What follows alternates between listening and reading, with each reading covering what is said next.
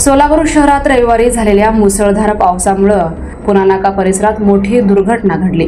पावसाच्या जोरदार प्रवाहात रिक्षाचालक सतीश शिंदे हे पाण्याच्या लोटात वाहून गेले। तब्बल या घटनेला 24 तास उलटून गेले असून अद्यापही ते बेपत्ता आहेत। या घटनेनंतर तातडीनं एनडीआरएफचे पथक, अग्निशमन दल व पोलीस प्रशासन घटनास्थळी दाखल झाले। गेल्या 2 दिवसांपासून सलग शोध मोहीम सुरू आहे।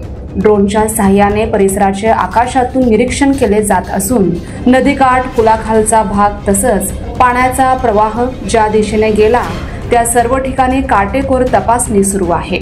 मात्र अद्याप रिक्षा चालकाचा ठसा लागलेला नाही। या दुर्घटनेमुळे स्थानिक नागरिकांमध्ये चिंतेचे वातावरण निर्माण झाले आहे। घटनास्थळी नागरिकांची मोठी गर्दी उसळली असून प्रशासनाला शोध मोहिमेतील अडथळे टाळण्यासाठी सतत संयमाचे आवाहन करावे लागत आहे। दरम्यान खासदार प्रणिती शिंदे यांनीही प्रशासनाशी संपर्क साधून शोध मोहीम जलद गतीने पार पाडावी तसंच आवश्यक ते सर्व यंत्रणा वापराव्यात असे निर्देश देण्यात आले आहेत। शहरात अनेक ठिकाणी पावसामुळे जनजीवन विस्कळीत झालं असून या घटनेने प्रशासनाच्या आपत्कालीन व्यवस्थेवरही प्रश्नचिन्ह निर्माण झाला आहे। पावसाचा जोर कमी झालेला असला तरी नदी नाल्यांमध्ये अजूनही पाणी साचलेलं आहे।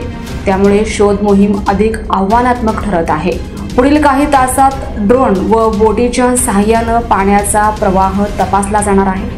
अद्याप बेपत्ता असलेल्या रिक्षा चालकाच्या शोधासाठी संपूर्ण यंत्रणा युद्धपातळीवर कार्यरत असल्याचं प्रशासनानं सांगितलं आहे।